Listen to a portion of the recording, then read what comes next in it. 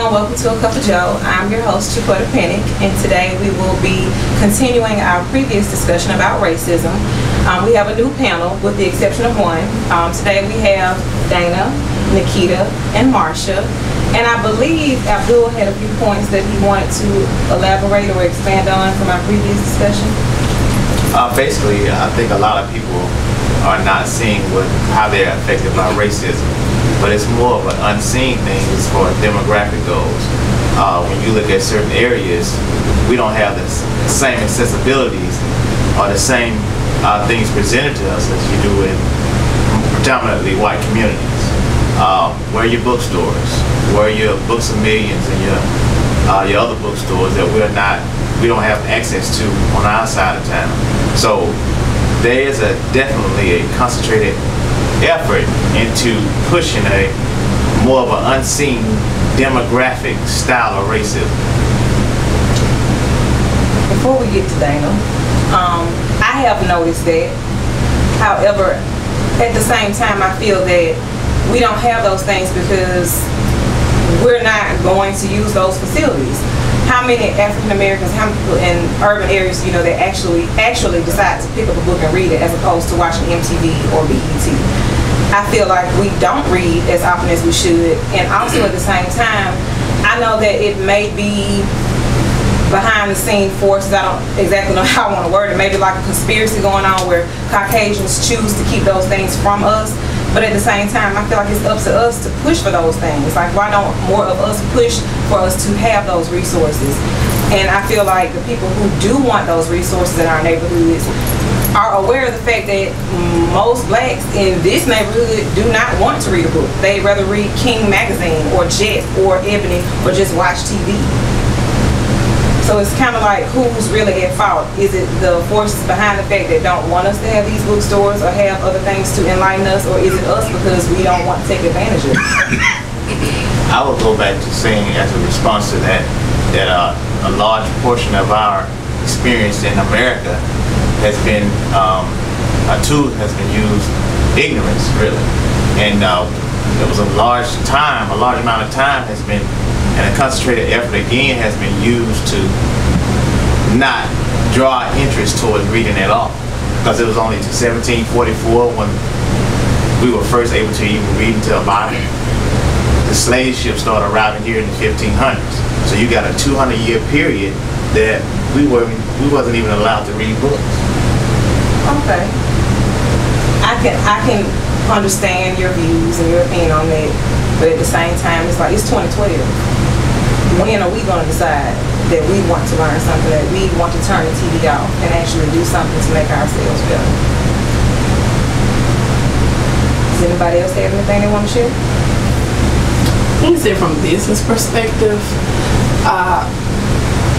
I can see the aspect of it where I would not put a Books a Million over here, simply because I want making the money. And it's not because I want to put it where white people are and not where black people are. It's because I want to put it where I see that I'm going to fit the 4 P's of businesses: place, product, people, you know, and price. I don't see a need to be filled to make my money in West End.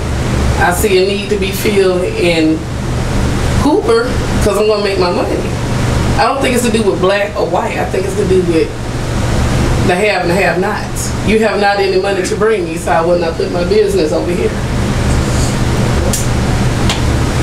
What about the have and have-nots? Because the have-nots tend to be on the more concentrated, or the areas of the state that has more concentrated amounts of crime.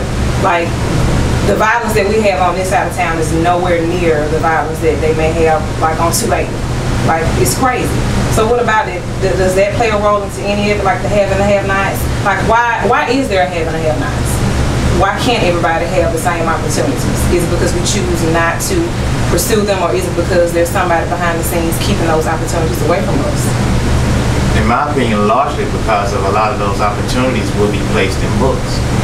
And we have an Applebee's in the predominantly black area that we hadn't had, I guess, an establishment like that in years and years. But it was a major move by Applebee's to put one into the facility, to the area, and we patronized Applebee's. So I wouldn't say that Books A Million would not be successful when you haven't even tried it. Because I read. Okay, but more people eat and drink.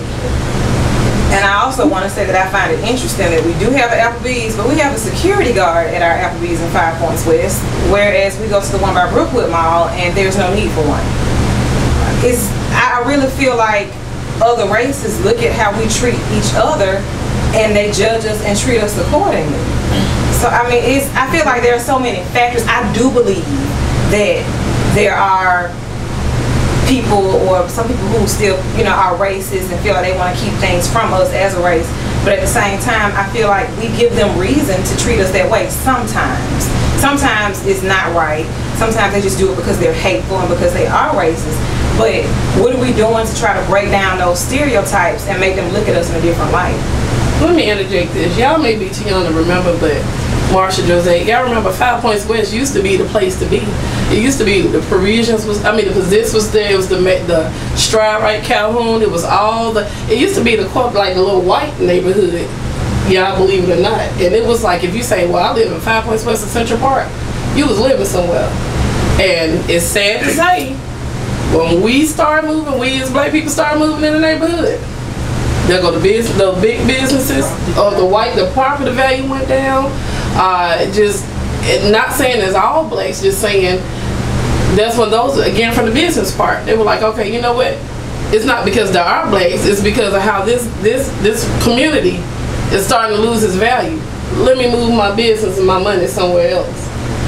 And it wasn't that long ago. Does anybody have anything else on racism that they want to bring a point, a question, anything? Auntie Marsha, what about you? You said you've been affected by racism. Well, mine was more or less from a personal perspective.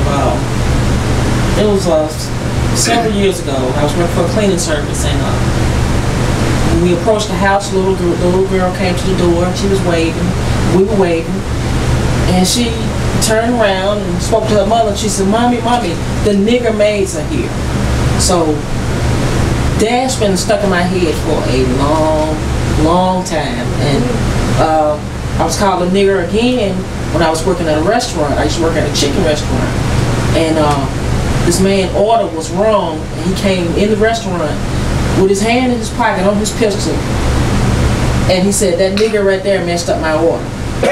So I've been called a nigger twice in my life. By whites. By whites. How many times been called a nigger by somebody black? Several, but it makes a difference. It makes a difference. I don't see the difference. It's a difference. It's a difference for the fact that because that word came from white people. They made the word nigger bad. The word nigger is something that's anything that's evil and dirty, right? Mm-hmm. If you look it up in the dictionary, I think that's what it is. They made us to be, in their mind, evil and dirty, or whatever, or bad, or whatever the case may be. And I just think it just stuck with me all my life. Just those two instances right there, just stuck with me all my life, and it's put a certain spot in me that's affected me from that point on up to now. I would like to say that I do believe there's a difference depending on where it's coming from. If it's coming from a hateful place, it's a difference between calling somebody, oh, hey, Francie, you my nigger, and me looking at you and saying, oh, you're just a dirty nigger. But as far as the origin of the word nigger, I think Abdul educated us on that the last session. Would you care to share briefly? It's almost time for a commercial break. You have a few moments to tell us about the word nigger, the history of it. Basically. You got something? Okay, I'm sorry, it's time for a commercial break.